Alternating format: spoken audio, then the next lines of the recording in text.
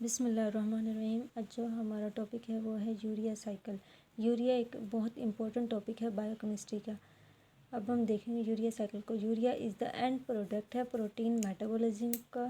जो नाइट्रोजन है amino acid के वो कन्वर्ट हो जाते हैं अमोनिया में, जो कि बॉडी के लिए टॉक्सिक होता है। Ammonia is converted into urea. Ammonia toxic form में होता है and then it is converted into urea which is detoxified form होती है and then it is release from the body through urine. 90% of urea है वो nitrogen containing है and then it is excreted through the urine. Synthesized in liver, जो urea है वो liver में बनता है and then it is transported to kidney for excretion in urea. जो फर्स्ट मेटाबॉलिक साइकिल है वो एल्यूसिडेट किया था हैंस क्रेब्स ने एंड कोट हेंसले ने इन 1932 एंड सो इसलिए हम इसे क्रेब्स हेंसले साइकिल भी कहते हैं। इस यूरिया साइकिल को क्रेब्स हेंसले साइकिल के नाम से भी जाना जाता है। यूरिया के हैं दो अमाइनो ग्रुप्स होते हैं। फॉर एग्जांपल आप ये इसका फार्मूला देखें, यहाँ पे एक ये अमोनिया ग्रुप है एंड ये अमोनिया ग्रुप है और ये कार्बोनाइल ग्रुप है। ये यूरिया का फार्मूला है। जो यूरिया के दो अमाइनो ग्रुप्स हैं, एक जो होता है वो अमोनिया होता है, अमोनिया फ्री अमोनिया से आता है अमाइनो ग्रुप, और जो दूसरा अमोनिया ग्रुप है, जो अमाइनो ग्रुप है यूरिया का, वो अस्पार्टेट से आता है।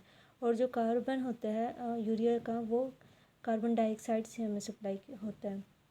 यूरिया जो सिंथेसिस है ये 5 स्टेप साइक्लिक प्रोसेस है और हर एक स्टेप के लिए डिस्टिंक्ट एंजाइम्स होते हैं। जो फर्स्ट 2 एंजाइम्स होती हैं वो माइटोकॉन्ड्रिया में मौजूद होती हैं और जो बाकी 3 एंजाइम्स हैं वो साइटोसोल में मौजूद होती हैं। अब यहाँ पे हम यूरिया के एंजाइम्स देखेंगे। Carbamoyl phosphate synthetase 1 and ornithine transcarbamoylase, argininosuccinate synthase, argininosuccinase and arginase. ये जो फर्स्ट 2 एंजाइम है CPS1 एंड ऑर्निथिन ट्रांसकार्बोअमाइलेज, ये जो दोनों माइटोकॉन्ड्रिया में मौजूद होते हैं और जो रेस्ट जो 3 हैं ये साइटोसोल में मौजूद होते हैं। अब हम इनके आउटलाइन डिस्कस करेंगे। आउटलाइन जो है यूरिया साइकिल का वो यहाँ से स्टार्ट होता है। कार्बन डाइऑक्साइड कंडेंस हो जाता है अमोनिया से और क्या बना देता है, कार्बोअमाइल फॉस्फेट। जो कार्बोअमाइल फॉस्फेट है वो ऑर्निथिन के साथ मिलकर सिट्रोलिन बना देता है और सिट्रोलिन आगे फर्दर अस्पार्टेट के साथ कंडेंस होकर अर्जिनोसैक्सिनेट बना देता है। अर्जिनोसैक्सिनेट आगे ब्रेक डाउन होकर फ्यूमरेट लिबरेट कर देता है एंड देन अर्जिनिन क्या करता है, अर्जिनिन फिर आगे फर्दर ब्रेक डाउन होकर यूरिया रिलीज़ कर देता है एंड देन फिर ऑर्निथिन रिलीज़ कर देता है और ऑर्निथिन दोबारा यूरिया साइकिल में रीजनरेट करवा के ये दोबारा यूरिया साइकिल में रीयूज़ हो जाता है। और ये इसका आउटलाइन है सिर्फ यूरिया साइकिल का। अब हम इसे फर्दर इन डिटेल डिस्कस करेंगे।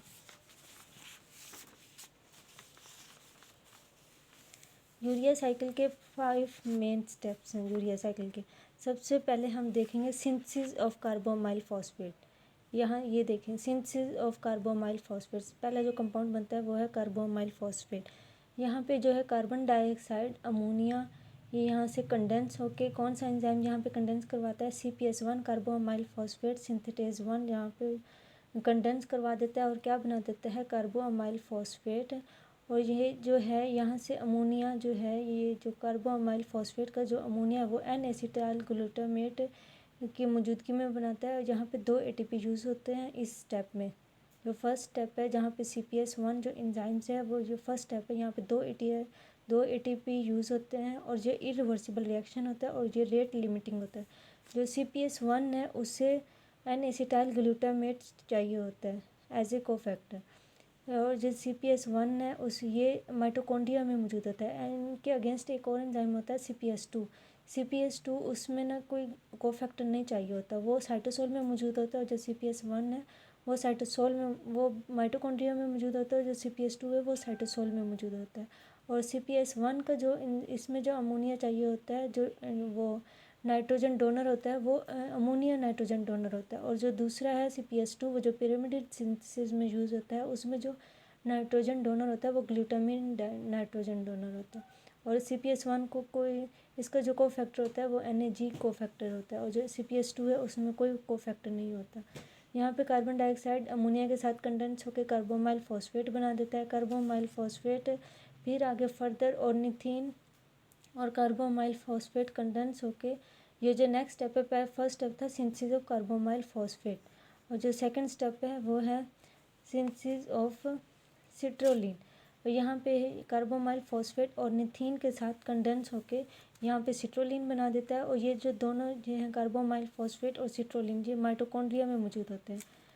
CPS1 एंड जो नेक्स्ट एंजाइम है ऑर्निथिन ट्रांस कार्बोमाइलेज, जो कि सिट्रोलिन ऑर्निथिन और कार्बोमाइल फॉस्फेट इनको कंडेंस करवा के सिट्रोलिन बनाता है। ये दोनों जो एंजाइम है ये माइटोकॉन्ड्रिया में मौजूद होते हैं। अब सिट्रोलिन यहाँ पे कंडेंस हो जाता है, ये यहाँ से साइकिल के बाहर से एस्पार्टेट लगता है, एस्पार्टेट सिट्रोलिन कंडेंस होकर अर्जिनोसेक्सिनेट बना देते हैं। जो अर्जिनो ये जो एस्पार्टेट है इसका ये वाला जो ये कार्बोक्सी इसका टर्मिनल है और ये इसका अमाइनो टर्मिनल है। ये जो अमाइनो टर्मिनल है ये सिट्रोलिन के इस साइड पे यहाँ पे आके अटैच हो जाएगा। जो कार्बोनाइल एंड था ये जो यहाँ पे सिट्रोलिन का यहाँ पे आके अमाइनो टर्मिनल से यहाँ पे आके इसका अस्पार्टेट का अमाइनो टर्मिनल लिंक करेगा और क्या बना देगा, क्या बनाएगा, अर्जिनोसेक्सिनेट। अर्जिनोसेक्सिनेट फर्दर ब्रेक डाउन होकर क्या लिबरेट कर देता है, फ्यूमरेट लिबरेट कर देता है। और कौन से एंजाइम होता है यहाँ पे ये जो यूज़ हो रहा होता है, सिट्रोलिन कंडेंस होकर एस्पार्टेट के साथ अर्जिनोसेक्सिनेट बनाता है। यहाँ पे जो एंजाइम है वो अर्जिनोसेक्सिनेट सिंथेज होता है। और जो अर्जिनोसेक्सिनेट सिंथेज होता है यहाँ पे ये जो एंजाइम होता है ये सेकंड एंजाइम है। ये पहले जो ये फर्स्ट टू जो एंजाइम थे ये माइटोकॉन्ड्रिया में मौजूद थे और जो थर्ड एंजाइम है वो साइटोसोल, थर्ड, फोर्थ और फिफ्थ ये जो पांच नेक्स्ट जो थर्ड एंजाइम है ये तीनों साइटोसोल में मौजूद होते हैं। जो माइटोकॉन्ड्रिया में जो सिट्रोलिन बना था ये माइटोकॉन्ड्रिया में होता है। इससे साइटोसोल में आने के लिए एक ट्रांसपोर्ट सिस्टम रिक्वायर होता है, इसलिए वो ट्रांसपोर्ट सिस्टम इस सिट्रोलिन जो रिएक्शन के ज़रिए बनना है उसे साइटोसोल में लेके आता है। फिर आगे फर्दर जो सिट्रोलिन है वो एस्पार्टेट के साथ कंडेंस होकर अर्जिनोसेक्सिनेट बना देता है। अर्जिनोसेक्सिनेट फर्दर ब्रेक डाउन होता है और फ्यूमरेट लिबरेट कर देता है और साथ ही अर्जिनिन लिबरेट कर देता है। और जो फ्यूमरेट और अर्जिनिन लिबरेट कर देता है ये रिएक्शन है ये कौन सा एंजाइम से कैटालाइज करता है, अर्जिनोसेक्सिनेज इस एंजाइम को कैटालाइज करता है। अब अर्जिनिन फिर आगे फर्दर ब्रेक डाउन होगा और कौन सा एंजाइम से फर्दर ब्रेक डाउन होकर ये साथ में यहाँ से वाटर एंटर होगा इस रिएक्शन में और साथ यूरिया रिलीज़ कर देता है और साथ ही अर्जिनिन ऑर्निथिन को रिलीज़ कर देता है। और यहाँ पे जो एंजाइम यूज़ होता है वो है अर्जिनीज एंजाइम यूज़ होता है। और जो ऑर्निथिन है वो दोबारा यूरिया साइकिल में रीयूज़ हो जाता है, वो रीजनरेट होकर दोबारा यूरिया साइकिल में रीयूज़ हो जाता है और दोबारा से ये ऑर्निथिन माइटोकॉन्ड्रिया में एंटर हो जाता है।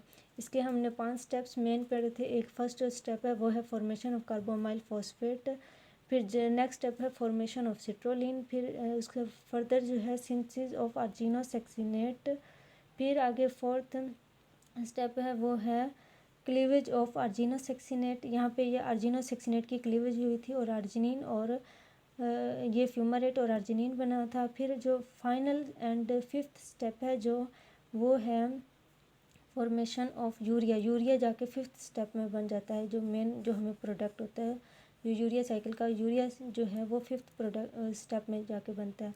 और इसके जो 5 एंजाइम थे हर एक स्टेप के लिए अलग अलग एंजाइम था। सबसे पहले था CPS1 जिसे हम कार्बोमाइल फॉस्फेट सिंथेटेज 1 कहते हैं। फिर जो नेक्स्ट एंजाइम है वो है ऑर्निथिन ट्रांस कार्बोमाइलेज। नेक्स्ट एंजाइम है, फिर जो थर्ड एंजाइम है वो है अर्जिनोसेक्सिनेट सिंथेज और फिर जो फोर्थ है वो अर्जिनोसेक्सिनेज है और जो फिफ्थ एंड फाइनल एंजाइम है वो है अर्जिनिज। अर्जिनिज जो मोस्टली लीवर में मौजूद होता है और जो लीवर में मौजूद होता है और इसलिए जो बाकी जो फोर्थ एंजाइम है वो तकरीबन तमाम टिश्यूज़ में मौजूद होते हैं। इसलिए डिग्री जो है यूरिया से के फॉर्मेशन की वो तकरीबन तमाम एंजाइम में वो टिश्यूज़ में होती है, लेकिन जो सबसे ज़्यादा जो फाइनल जो यूरिया जो बनता है वो लीवर में जाके बनता है। और यहाँ पे हम ये देखेंगे जो यहाँ पे सिट्रोलिन जो कन्वर्ट हुआ था अर्जिनोसेक्सिनेट में, यहाँ पे एक ATP यूज़ होता है, वो ब्रेक डाउन होता है AMP एंड PPI बनाता है। AMP and PPI pyrophosphate inorganic pyrophosphate बना देता है जो कि फर्दर ब्रेक डाउन होकर इनऑर्गेनिक फॉस्फेट बना देता है। अब हम देखेंगे इनके मेटाबॉलिक, ये हमने इसके 4 स्टेप्स पढ़ लिए। Synthesis of CPA carbamoyl phosphates, formation of citrulline and synthesis of argininosuccinate, cleavage of argininosuccinate and formation of urea. अब हम मेटाबॉलिक जो डिसऑर्डर्स हैं यूरिया साइकिल के वो देखेंगे। मेटाबॉलिक डिसऑर्डर्स जो हैं कौन कौन से यूरिया साइकिल के साथ, जो मेटाबॉलिक डिसऑर्डर जितने भी हैं यूरिया साइकिल के वो उन 5 एंजाइम्स के साथ लिंक करते हैं जो यूरिया साइकिल में इन्वॉल्व होते हैं। सबसे पहले जितने भी एंजाइम हैं अब हम देखेंगे जो क्लिनिकल सिम्टम्स कौन कौन से होते हैं जो यूरिया साइकिल में डिफेक्ट के तौर पे यूरिया साइकिल के जो एंजाइम्स हैं वो डिफेक्ट के साथ एसोसिएट करते हैं। क्लिनिकल सिम्टम्स वो होती हैं वॉमिटिंग या होती है या लिथर्जी या इरिटेबिलिटी होती है, अटैक्सिया होता है एंड मेंटल रिटार्डेशन। जो ब्लड यूरिया जो इसके क्लिनिकल इंपॉर्टेंस होती हैं जो ब्लड यूरिया की, वो नॉर्मल ब्लड यूरिया जो कंसनट्रेशन होती है वो 10 to 40 मिलीग्राम पर डेसीलीटर होता है। हायर प्रोटीन इनटेक जो मार्जिनली इंक्रीज कर देता है ब्लड यूरिया लेवल को, लेकिन वो विद इन नॉर्मल रेंज में होता है। और जो अबाउट 15 to 30 ग्राम जो यूरिया होता है या 7 to 15 ग्राम नाइट्रोजन वो एक्सक्रीट होता है urine per day urine 50 to 30 gram urea excrete होता है पर डे। मेटाबॉलिक डिसऑर्डर्स हैं जो मेन अब हम देखेंगे। फर्स्ट जो है हाइपर अमोनीमिया टाइप 1। जितने भी 500 एंजाइम थे जो कि यूरिया साइकिल में यूज़ हो रहे थे वो थे, तो हम उन एंजाइम्स के जो एंजाइम इन्वॉल्व होता है उनकी वजह से जो मेटाबॉलिक डिसऑर्डर्स हैं वो डिस्कस करेंगे। हाइपर अमोनीमिया टाइप 1 जो था उसमें जो एंजाइम इन्वॉल्व था वो था कार्बोमाइल फॉस्फेट सिंथेटेज 1। ये एंजाइम इसमें इन्वॉल्व था। इसमें क्या करेक्टरिस्टिक होती है, क्या सिम्टम्स होते हैं, इसमें ब्लड का जो अमोनिया लेवल है बहुत ज़्यादा हाई कर जाता है और मेंटल रिटार्डेशन होती है। सेकंड जो है हाइपर अमोनीमिया टाइप 2। इसमें क्या होता है ऑर्निथीन ट्रांस कार्बोमाइलेज एंजाइम इन्वॉल्व होता है। इसमें भी increase ammonia and glutamine level जो होता है ब्लड में और यूरिन में बहुत ज़्यादा बढ़ जाता है। थर्ड वन है सिट्रोलिनीमिया। इसमें जो एंजाइम इन्वॉल्व होता है वो है अर्जिनोसेक्सिनेट सिंथेज होता है। इसमें high blood concentration of ammonia and citrulline हो जाती है। और फोर्थ जो है वो जो एंजाइम होती है इन्वॉल्व होती है वो अर्जिनोसेक्सिनेज होती है। और कौन से डिफेक्ट्स होती है इसकी वजह से अर्जिनोसेक्सिनिक एसिडोरिया होती है। और इसमें जो एंजाइम इन्वॉल्व होता है वो अर्जिनोसेक्सिनेज होता है और इसमें अर्जिनोसेक्सिनेट बहुत ज़्यादा बढ़ जाता है ब्लड और यूरिन में। जो फिफ्थ एंड जो फाइनल जो डिफेक्ट है वो हाइपर अर्जिनिनीमिया। इसमें क्या होता है अर्जिनेज एंजाइम इन्वॉल्व होता है। Increased arginine in blood, cerebrospinal fluid and urine. ये तीनों चीज़ें ब्लड में इनकी अर्जिनिन बहुत ज़्यादा बढ़ जाती है। कहाँ पे ब्लड एलिवेशन कर देती है अर्जिनिन ब्लड में, सेरिब्रोस्पाइनल फ्लूइड में एंड यूरिन में। ये तीनों चीज़ों में जो अर्जिनिन लेवल है बहुत ज़्यादा बढ़ जाती है। अब हमारा टॉपिक एंड हुआ। Thank you. If you like my video please comment share and subscribe.